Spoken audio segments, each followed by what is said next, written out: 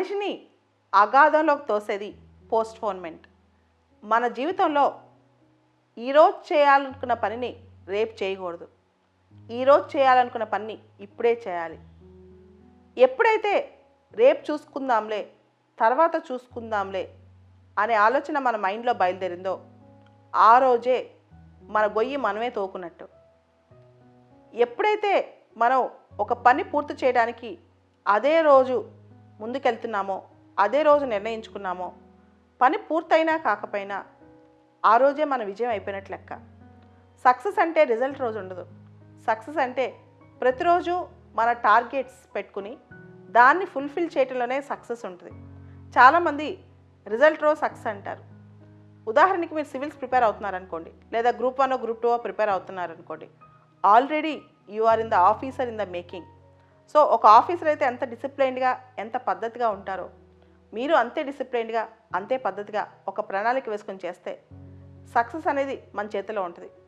ఏ గొప్ప వ్యక్తి జీవిత గాథైనా చూడండి, జీవితంలో ఏ రంగంలో గొప్పగా సాధించిన వ్యక్తినైనా చూడండి, ఆ వ్యక్తిలో పోస్ట్‌పోన్‌మెంట్ అనేది చాలా తక్కువ ఉంటుంది.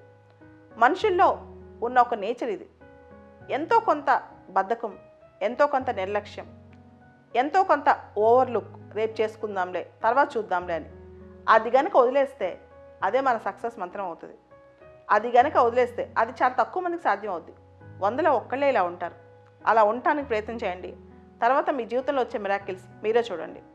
నేను చాలామంది సివిల్స్ ర్యాంకర్స్లో కూడా చూశాను. తెలివితేటలు అంత గొప్పగా ఉండవు, కానీ వాళ్ళు చేసే టైం టేబుల్ కానీ, వాళ్ళ హార్డ్ వర్క్ కానీ చాలా గొప్పగా ఉంటుంది.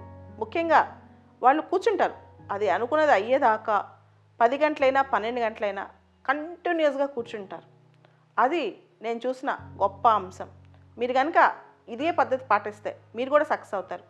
ఈ సంవత్సరం 20వ ర్యాంక్ వచ్చిన శ్రీజ పొద్దున 7 గంటలకు కూర్చుంటే సాయంత్రం 7 గంటలకు కూడా అదే ప్లేస్లో కూర్చుని చదువుద్ది. అదే అమ్మాయిని సక్సెస్ వైపు నడిపించింది.